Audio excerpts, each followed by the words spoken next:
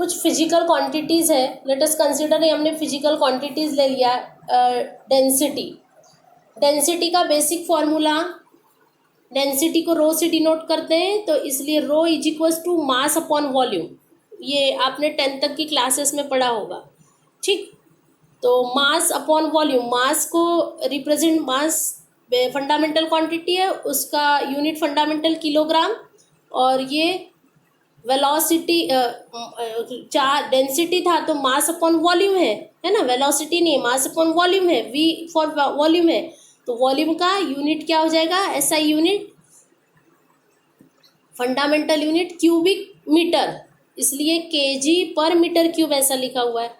तो अब उस बेसिस पर इसका डायमेंशन क्या मिलेगा, देखिए एलएमटी फॉर्म में हम लेते हैं तो किलोग्राम पर क्यूबिक मीटर है, किलोग्राम तो मास हो गया, कितने बार केजी आया है, एक ही बार आया, इसलिए m1 हो गया ये, और क्यूबिक मीटर है इसलिए पर मीटर है वो, पर मीटर, तो ऊपर हम न्यूमरेटर में लेंगे तो यहाँ पर क्या आ गया, ये -3 हो गया, और टाइम की कोई टर्म नहीं है, यानी L-3 m1 T0 will be the dimension of the density, वो डेंसिटी का डायमेंशन हो गया। तो अगर डायमेंशन पता है तो आप उसका यूनिट कैलकुलेट कर सकते हो। अब दूसरी फिजिकल क्वांटिटी हमने एक्सेलरेशन ले लिया, let us consider this is the acceleration. Acceleration यानी वेलोसिटी अपॉन टाइम, ठीक। एक्सेलरेशन होता है वेलोसिटी अपॉन टाइम, ये भी आपने पढ़ा है इसका फॉर्मूला। तो वेलोसिटी, यहाँ v फॉर वेलोसिटी, ये जो v है कैपिटल V था, ये वेलोसिटी नहीं था, ये क्या था, यहाँ हमने देखे क्यूबिक मीटर उसका यूनिट है, यानी वॉल्यूम था, लेकिन ये v वेलोसिटी है। Acceleration is equal to velocity upon time, velocity का यूनिट मीटर पर सेकेंड, हमने इसके पहले वाले एग्जाम्पल में देखा था मीटर पर सेकेंड, और ये अपॉन टाइम और आ गया, तो ये पहले से ही टाइम नीचे था, डिनोमिनेटर में था, और एक टाइम आ गया, यानी ये टाइम का स्क्वायर हो गया, यानी सेकेंड स्क्वायर हो गया, इसलिए इसका यूनिट कैसे बना, मीटर के लिए L1, और ये सेकेंड 2 बार आ गया, वो भी कहाँ पर आया, डिनोमिनेटर में, इसलिए T⁻², तो L1 m0, क्योंकि मास की कोई टर्म नहीं है, T-2 will be the unit of the will be the dimension of the acceleration. Now momentum, momentum का formula P is equals to m into v, ठीक। जैसे यहाँ मैं एक्सप्लेन कर देती हूँ कि P मोमेंटम लेना है, यानी P is equals to, P का फॉर्मूला मास इंटू वेलोसिटी। अब मास को कैसा मेजर करते हैं हम, केजी में। अब उसके पहले अगर हम ऐसा भी लिख लेते हैं, मास का सिंबॉलिक रिप्रेजेंटेशन कैपिटल M, और वेलोसिटी हमने देखा था, वेलोसिटी यानी क्या होता था, वेलोसिटी इज इक्वल्स टू, पहले वेलोसिटी लिख लेते हैं हम, velocity is equals to, velocity is equals to distance upon time, जिसको हम कैसे लिखेंगे, उसका L-T-1, ठीक। -1 कैसे आया था, T-1, क्योंकि वो टाइम कहाँ आता है, डिनोमिनेटर में आता है, इसलिए ऊपर लेके जाते हैं, इसलिए वो -1 हो जाता है।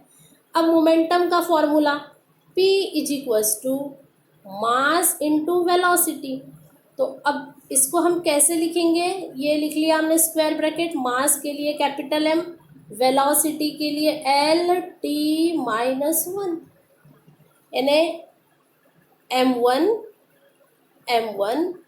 L1 T-1 will be the dimension of the momentum. तो ये देखिए यहाँ पर आ गया डायमेंशन ऑफ द मोमेंटम, तो ये आपको समझ में आया होगा, ठीक। अब फोर्स के लिए ले लेते हैं, जैसे देखिए फोर्स का फॉर्मूला क्या होता है, F इज इक्वल्स टू, हमने न्यूटन सेकेंड लॉ में देखे, मास इंटू एक्सेलरेशन।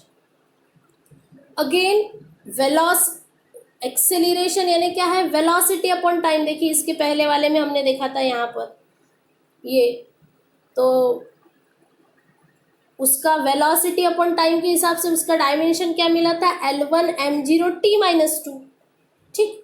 तो अब मैं इसको कैसे डायमेंशन के फॉर्म में कैसे लिखेंगे हम, मास के लिए कैपिटल M, एक्सेलरेशन में तो मास की कोई टर्म नहीं है, L1 है, यानी मास 0 है, इसलिए यहाँ लिखने की जरूरत नहीं, हमको मास यहाँ ऑलरेडी आ गया।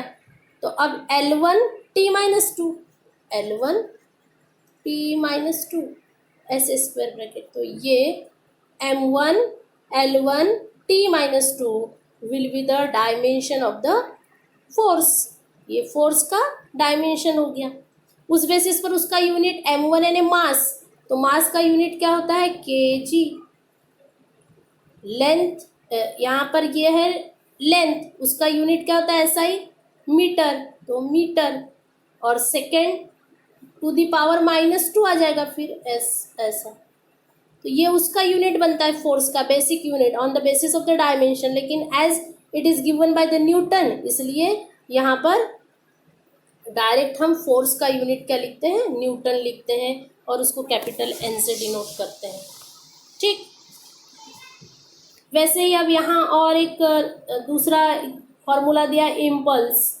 इम्पल्स को कैपिटल J से डिनोट करते हैं, और उसका फॉर्मूला होता है force into time.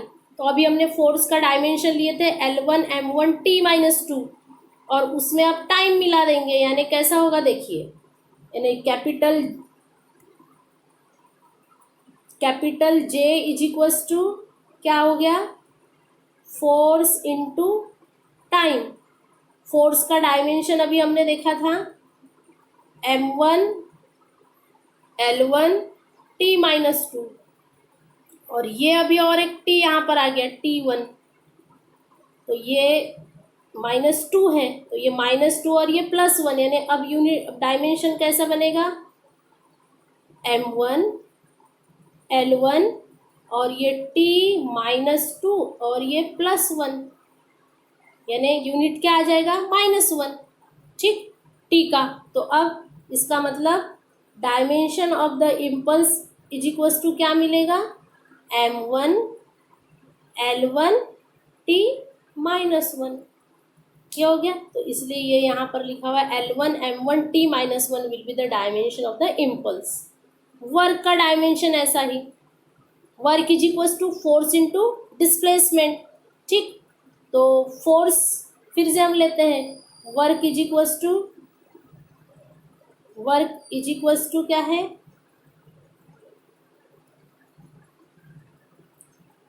Work is equals to force into displacement, FS से डिनोट करते हैं। अब फोर्स का डायमेंशन अभी जब भी हमने निकाले थे क्या, L1 यहाँ लिया था हमने, ये M1। सपोज आपको फोर्स का डायमेंशन आप भूल गए, तो आपने फिर से बेसिक उसका फॉर्मूला मास इनटू एक्सेलरेशन, फिर एक्सेलरेशन का फॉर्मूला वेलोसिटी अपॉन टाइम, फिर वेलोसिटी का फॉर्मूला डिस्टेंस अपॉन टाइम, वहाँ से आपको ऐसा करते हुए लेना पड़ेगा। अगर याद नहीं है तो नहीं, तो फिर आप डायरेक्ट, तो ये हो गया L1 M1T-2 is the dimension of the force, और उसमें ये S फॉर सेकेंड नहीं है, ये डिस्टेंस है, तो डिस्टेंस यानी L1। अब उसमें ऐड करेंगे हम L में, तो ये क्या हो जाएगा, L ये पहले का 1 और इधर का 1 +1।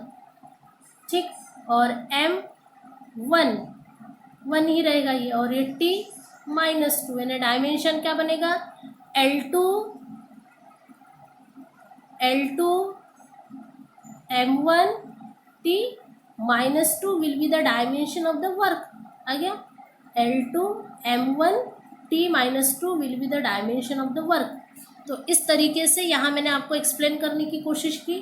तो वैसा ये काइनेटिक एनर्जी, प्रेशर, इस तरीके से यहाँ पर आप और अलग अलग फिजिकल क्वांटिटी के यानी डिराइव क्वांटिटी के फॉर्मूलेज लेंगे, और with the help of the fundamental quantity उसके डायमेंशन आप बनाने की कोशिश करिएगा।